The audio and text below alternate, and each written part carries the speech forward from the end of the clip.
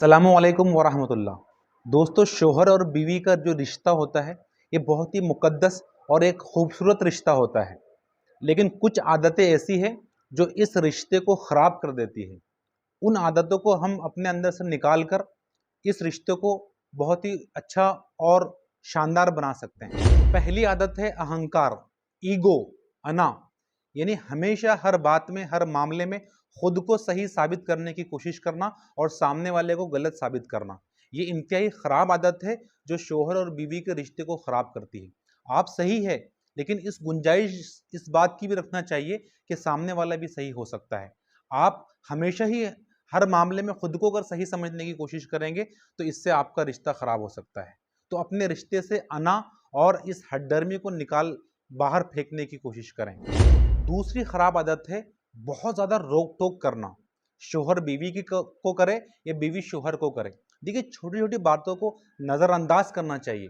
हर मामले में गैर ज़रूरी तौर पर ताक झाक करने की कोशिश करना, रोकना टोकना, ये भी इस रिश्ते को ख़राब करता है। नज़रअंदाज करना सीखे, एडजस्ट करना सीखे और माफ़ करना सीखे और फिर आगे बढ़ना सीखे। इससे आपका रिश्ता खूबसूरत बनता जाएगा। तीसरी खराब आदत है क्रिटिसाइज़ करना, तनकीद करना।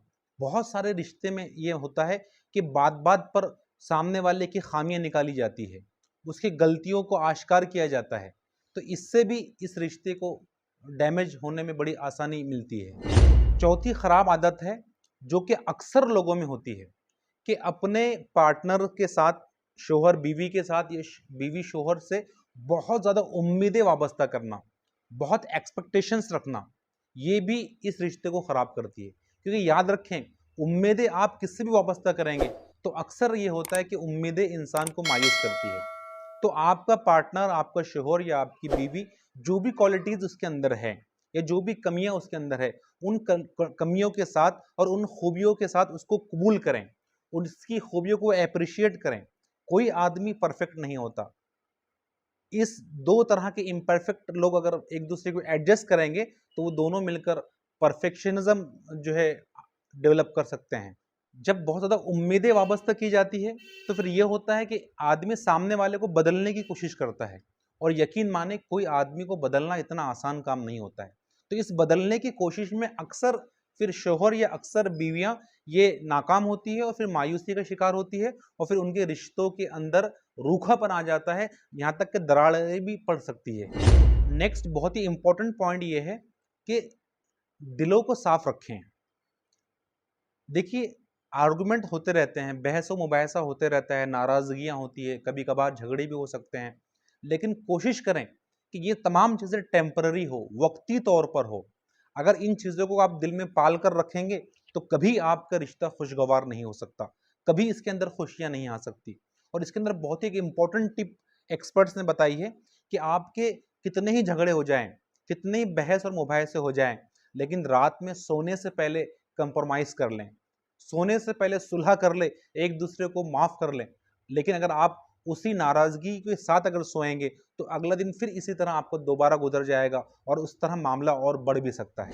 अहम पॉइंट ये है कि एक दूसरे के साथ वक्त बिताएं।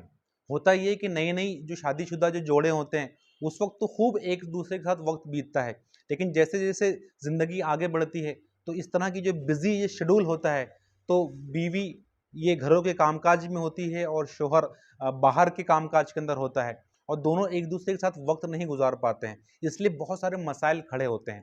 तो वक्त गुजारने की कोशिश करें, साथ में खाना खाएं, साथ में घूमने के लिए जाएं, साथ में वक्त गुजारें, चाय साथ में पिए। तो ये जब आप साथ में वक्त गुजारेंगे ना तो बहुत सारे मसाइल इससे हल हो जाएंगे और आपके रिश्तों के अंदर खुशियाँ लौट आएगी। सातवीं खराब आदत जिससे रिश्ते खराब होते हैं वो है एक दूसरे से बातों को छुपाना। देखिए, यकीन माने, अगर आप बीवी है तो आपका सबसे अच्छा दोस्त और राजदां आपका शौहर होना चाहिए, और अगर आप शौहर है तो आपका सबसे अच्छा दोस्त और राजदां आपकी बीवी होना चाहिए। आपकी कोई बात शौहर से छुपी ना हो और शौहर की कोई बात बीवी से छुपी ना हो। अगर ये दोनों एक दूसरे से अगर बातें छुपाएंगे और जब किस सामने वाले को मालूम होगा कि मेरा शौहर मुझसे कुछ छुपाता है या मेरी बीवी मुझसे कुछ छुपाती है, तो ये चीज़ भी रिश्तों को तल्ख करने और रिश्तों के अंदर दूरियां पैदा करने का सबब बनती है। आठवीं आदत है स्वार्थी रहना, खुद गर्ज रहना। हमेशा अपने बारे में सोचते रहना, अपनी खुशियों और अपनी पसंद के बारे में गौर करना और अपने सामने वाले पार्टनर की खुशियों का, उसकी पसंद नापसंद का, उसकी ख्वाहिशात का, इसका ख्याल नहीं रखना, ये चीज़ भी रिश्ते को ख़राब करती है। तो आपकी ज़िम्मेदारी है कि हो सकता है कि एक चीज़ जो आपको पसंद हो, लेकिन वो आपके शौहर या आपकी बीवी को पसंद ना हो। ये एक चीज़ जो आपको नापसंद है, वही चीज़ आपके शौहर और आपकी बीवी को पसंद है। तो हर वक़्त खुद की पसंद के बारे में ना सोचें, बल्कि सामने वाले की भी पसंद के बारे में, उसके चॉइसेस का ख़्याल रखना, उसकी ख्वाहिशात का ख़्याल रखना, उसको किन चीज़ों में खुशियाँ होती है, इसका ख़्याल रखना भी बेइंतहा ज़रूरी होता है। 9वीं आदत ये है कि इमोशनल सपोर्ट करना चाहिए एक-दूसरे का। आप एक-दूसरे के साथ हमदर्दी से पेश आएँ, एक-दूसरे को हौसला दें, एक-दूसरे को तसल्ली दें, एक-दूसरे के जज़्बात की कदर करें, उनकी बातों को सुनें, 2 मीठे बोल बोलें, उनकी हौसला अफ़ज़ाई करें। ये आम तौर पर रिश्तों के अंदर कम होता है। एक बहुत ही अच्छी टिप मैंने कहीं सुना था कि आप दिन भर से जब बाहर से लौट कर घर आते हैं और आपकी बीवी जो दिन भर के काम-काज में और बच्चों के मामलात में परेशान है, अब वो आपको दिन भर की रुदात सुनाती है, तो वो आपसे मशवरा नहीं चाहती है। वो आपसे कोई एडवाइस नहीं चाहती है, बल्कि वो चाहती है कि आप बस उसकी बातों को सुनें और उसे तसल्ली दें, उसे हमदर्दी के 2 बोल बोलें। लेकिन अक्सर ऐसे मामलात में ये होता है कि ऐसे मौक़ों पर शौहर उसे मशवरे देने लगते हैं। बीवी को मशवरे नहीं चाहिए, उसको हमदर्दी चाहिए। या फिर शौहर का अगर मामला है, शौहर दिन भर का थका हारा घर आया हुआ है, कोई टेंशन के अंदर है, कोई जॉब के अंदर कोई मसला हुआ है, तिजारत में कोई नुकसान हुआ है, अब वो घर को आया है, अपनी पूरी रुदा सुना रहा है। तो ऐसे मौके पर बीवी का भी ये काम है कि वो उसका खुशियाँ और मुस्कुराते हुए इस्तकबाल करे, उसके साथ मीठे बोल बोलें, उसको तसल्ली दे और उसको हौसला दें। 10वीं खराब आदत ये है कि शौहर और बीवी जो 2 लोग होते हैं, इनके दरमियान में जब कोई तीसरा आदमी आ जाता है, तो वो रिश्ते को ख़राब करता है। वो तीसरा आदमी की शक्ल में ना हो, बल्कि अगर बैड हैबिट की शक्ल में हो, तो इससे भी रिश्ते को नुकसान पहुँचता है। आप क्या समझ रहे हैं? अक्सर ये होता है कि बीवी की कोई ऐसी आदत होती है, आदत ही नहीं बल्कि वो एडिक्शन तक पहुँच जाती है, तो वो उसी में हमेशा मसरूफ़ रहती है। तो ये चीज़ शौहर को बुरा लगता है इन चीज़ों से। या अगर शौहर की कोई ऐसी एडिक्शन है, मसलन वो बहुत ज़्यादा मोबाइल यूज़ करता है, वो क्रिकेट के मैचेस देखता है या कोई और ऐसी उसकी एडिक्शन है, तो वो उसकी वजह से उसी के अंदर मसरूफ़ रहता है और अपनी बीवी को वक़्त नहीं दे पाता। तो ये जो तीसरी एडिक्शन है, चाहे वो शौहर की हो, चाहे वो बीवी की हो, तो इससे भी रिश्तों को नुकसान पहुँचता है। तो आप अपना एनालिसिस करें और आपके अंदर भी अगर कोई ऐसी गलत आदत है, जिससे आपका शौहर या आपकी बीवी परेशान है, तो उस आदत को बाहर निकालने की कोशिश करें। 11वां बहुत ही इम्पोर्टेंट पॉइंट ये है कि आपका शादी हो गई है, निकाह हो गया है।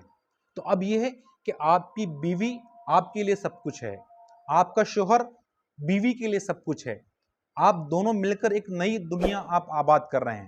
तो आपके कितने ही मसाइल हों, कितने ही आपकी नाराज़गियाँ हों, कितने ही आपके मतलब बहस-ओ-मुबाहसे हो रहे हों, लेकिन आप दोनों के मामले में किसी तीसरे का इंटरफेयर नहीं होना चाहिए। जब कोई तीसरा आदमी आपके मामलात में इंटरफेयर करता है, तो इन चीज़ों से भी रिश्तों को डैमेज होने में बड़ी आसानी होती है। तो उम्मीद करते हैं कि ये जो 11 पॉइंट्स है, ये 11 ऐसी आदतें हैं, आप इसको बाहर निकालने की कोशिश करके अपने इस अज़दवाजी रिश्ते को खूबसूरत बनाएँगे। शुक्रिया।